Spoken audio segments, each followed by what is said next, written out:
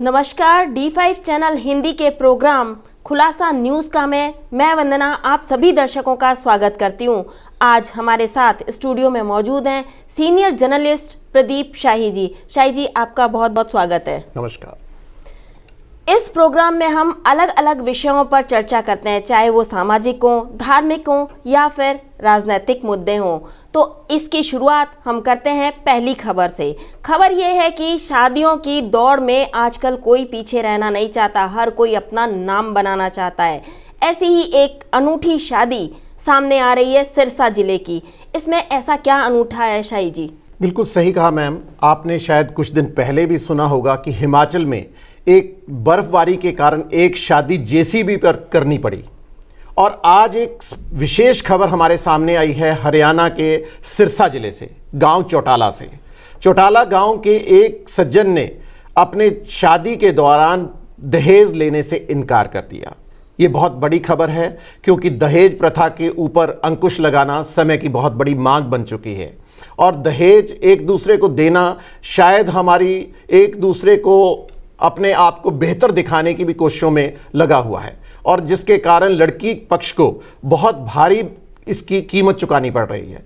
तो वर और वधू पक्ष में वर ने सिर्फ परिवार ने मात्र 1 रुपया और 1 नारियल लेकर ही इस शादी को पूर्ण करने का फैसला किया है। शाही जी, एक खबर और है, वो भी शादी से जुड़ी हुई है, उसके अंदर भी कुछ खास है। उसमें क्या खास है? जी बिल्कुल सही कहा आपने। हरियाणा के भिवानी जिले से संबंधित एक खबर हमारे सामने और आई है, जिसमें वधू पक्ष के और वर वधू पक्ष के दोनों पक्षों ने एक विशेष निमंत्रण पत्र प्रकाशित किया है, जिसके ऊपर किसानों का समर्थन किया गया है। कार्ड के ऊपर एक ट्रैक्टर प्रकाशित प्रिंट किया हुआ है, साथ में नो फार्मर नो फूड उसको भी प्रकाशित किया गया है। उसमें लिखा हुआ है कि जब तक केंद्र सरकार एमएसपी जारी नहीं करेगी तब तक हमारी ये किसानों का आंदोलन अधूरा है। इसको पूरा करने के लिए हमारी एक ये पहल है। 9 फरवरी को होने वाले इस शादी में तकरीबन 1500 कार्ड प्रकाशित किए गए हैं। बजरंगी भाईजान फिल्म से तो हम सभी वाकिफ हैं, लेकिन अब नए बजरंगी भाईजान सामने आ रहे हैं। वो कौन से हैं? हरियाणा के बजरंगी भाईजान के नाम से मशहूर एएसआई राजेश कुमार एक खास पहचान बना चुके हैं। सलमान खान की अभिनीत पिक्चर बजरंगी भाईजान सभी ने देखी और बहुत सुपर हिट हुई, जिसमें सलमान खान ने एक बच्ची को पाकिस्तान में पहुंचाने का काम किया। इसी तरह की एक नई खबर हमारे सामने आ रही है हरियाणा से। हरियाणा के एएसआई राजेश कुमार भी बजरंगी भाईजान के नाम से इस समय शोहरत बटोर रहे हैं। बजरंगी भाईजान के नाम से मशहूर एएसआई राजेश कुमार अब तक 600 से अधिक बच्चे और बच्चियों को उनके परिवारों से मिलाने का काम पूरा कर चुके हैं। अभी हाल में ही उन्होंने एक बच्ची को उत्तराखंड से बरामद कर उनके परिवार को मिलाने का काम किया है, जिसके कारण वह आज बजरंगी भाईजान के नाम से मशहूर हो चुके हैं। बिल्कुल ठीक कहा शाही जी आपने कि वो बिल्कुल बजरंगी भाईजान का ही काम कर रहे हैं। अगली खबर की तरफ चलते हैं। मौसम का मिजाज जोरों शोरों पर है, विंटर सीजन चल रहा है और ऐसे में विंटर कार्निवल की बात ना करें तो हो ही नहीं सकता। शिमला में जो विंटर कार्निवल हुआ है उसमें विंटर क्वीन कौन बनी है? बिल्कुल सही कहा मैम। आजकल हिमाचल प्रदेश में विंटर कार्निवल केवल शिमला का ही नहीं, भारतवर्ष में इसकी एक खास पहचान बन चुकी है। आशिमा चौहान नाम की लड़की विंटर कार्निवाल में इस बार विंटर क्वीन बनी और उनके सिर पर ताज सजा, जिसके तहत उनको 1 लाख रुपए का नगद पुरस्कार और ताज से सम्मानित किया गया। वैसे तो स्वस्थ रहना कौन नहीं चाहता है और लंबी उम्र किसको नहीं चाहिए। ऐसे ही 126 साल के बाबा शिवानंद को पद्मश्री अवार्ड से नवाजा गया।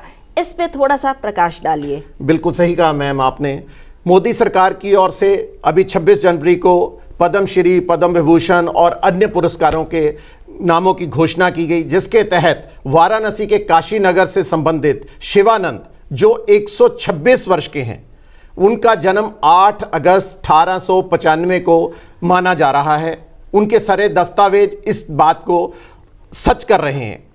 मोदी सरकार की ओर से उनको पद्मश्री अवार्ड से सम्मानित किया गया है।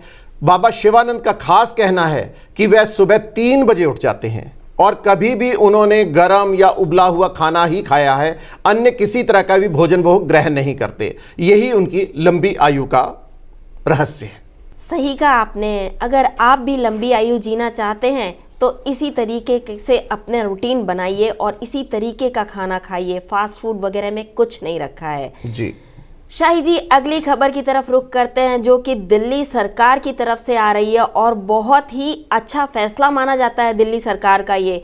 उन्होंने सभी सरकारी दफ्तरों में नेताओं या सीएम का चित्र या उनके पोस्टर, उनकी फोटोज लगाने का मना कर दिया है। तो अब क्या लगाया जाएगा दफ्तरों में? जी बिल्कुल बिल्कुल सही कहा वंदना मैम आपने। केजरीवाल सरकार की ओर से एक नया फैसला 26 जनवरी को घोषित किया गया, जिसके तहत किसी भी सरकारी कार्यालय में मुख्यमंत्री या किसी अन्य नेता का फोटो या चित्र टंगा नहीं मिलेगा किसी भी दीवार पर। अब उनके स्थान पर डॉक्टर भीमराव अंबेडकर और शहीद आजम भगत सिंह का चित्र वहां पर लगाया जाएगा। केजरीवाल मुख्यमंत्री का कहना है कि भी केवल देशभक्तों की ही फोटो को सरकारी दफ्तरों में प्रकाशित किया जाना चाहिए, ताकि हमारी युवा पीढ़ी उनसे कुछ सीख ले सके। चुनाव का माहौल चल रहा है और ऐसे माहौल में हर पार्टी कुछ न कुछ वितरित करती है जनता को अपनी तरफ लुभाने के लिए। और इस बार यूपी में 2 लाख साड़ियां वितरित की जा रही हैं। तो इसमें क्या खास है? बिल्कुल सही कहा मैम आपने। भाजपा की ओर से एक नई पहल की गई है इस बार यूपी के चुनाव के दौरान। वहां पर तकरीबन 2 लाख साड़ियां, जिसके ऊपर प्रधानमंत्री नरेंद्र मोदी और वहां के मुख्यमंत्री योगी आदित्यनाथ की फोटो प्रकाशित है। इसके अलावा उसके ऊपर भाजपा के स्लोगन भी प्रकाशित किए गए हैं। चुनाव के माहौल की ही बात करें तो आजकल नेता या फिर जो भी उम्मीदवार होते हैं वो बड़े बड़े प्रलोभन दे देते हैं, चाहे वो उन्हें पूरा कर पाएं या ना कर पाएं। क्या सुप्रीम कोर्ट ने इसे गंभीरता से लिया है? क्या सुप्रीम कोर्ट इस पर कोई फैसला देने वाली है या दे दिया है? जी बिल्कुल सही कहा मैम आपने। सुप्रीम कोर्ट की ओर से राजनीतिक दलों पर अंकुश लगाने का एक नया फैसला सामने आया है, जिसके तहत सभी राजनीतिक दलों पर फ्री की घोषणाओं करने पर रोक लगाने की एक फैसले को अनुमति प्रदान की गई है। फिलहाल चुनाव आयोग को और राजनीतिक दलों को तकरीबन 4 सप्ताह का समय दिया गया है कि वो फ्री योजनाओं को क्यों लागू करें।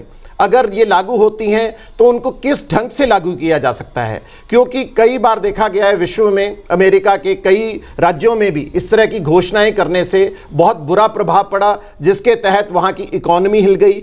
इसी को देखते हुए मद्देनजर सुप्रीम कोर्ट ने भी इस फैसले को लागू करने का फैसला किया है। फिलहाल ये मामला चुनाव आयोग के पास है और ये कब लागू होगा ये आने वाला समय ही बताएगा। बिल्कुल ठीक कहा आपने कि उम्मीदवार ऐसी ऐसी घोषणा कर देते हैं जिनका सिर पैर ही नहीं होता है और जनता उस प्रलोभन में आ भी जाती है। सिटी ब्यूटीफुल से एक खबर आ रही है। वहाँ पर 59 ईयर्स ओल्ड यानी कि 59 साल की एक महिला जो कि 53 बार जेल जा चुकी हैं, वो इनके बारे में आप हमें बताइए, कुछ प्रकाश डालिए इस पे। बिल्कुल सही कहा मैम। सिटी ब्यूटीफुल यानी कि चंडीगढ़ की 38 सेक्टर की रहने वाली एक महिला जिसका नाम बाला है, वो 59 वर्ष की हैं और सबसे खास बात है कि वो नशे, चोरी व अन्य अपराधों के मामले में 53 बार जेल जा चुकी हैं और कोई भी ऐसा थाना नहीं है जहां पर उनका नाम सूचना पट्टिका पर दर्ज नहीं है। सबसे खास बात बता दें कि अब मौजूदा समय में भी उनके ऊपर 30 से अधिक थानों में मामले दर्ज हैं। नशा करना वैसे तो अच्छी बात नहीं होती और फिर हमारे समाज में महिलाओं का नशा करना ऐसे ही अच्छा नहीं माना जाता है। बेहतर है नशे से दूर रहे। शाही जी, आप यहाँ आए, आपका बहुत बहुत धन्यवाद। नमस्कार। ऐसी ही और ताज़ा तरीन खबरों के साथ हम कल से फिर हाजिर होंगे आपके सामने। नमस्कार।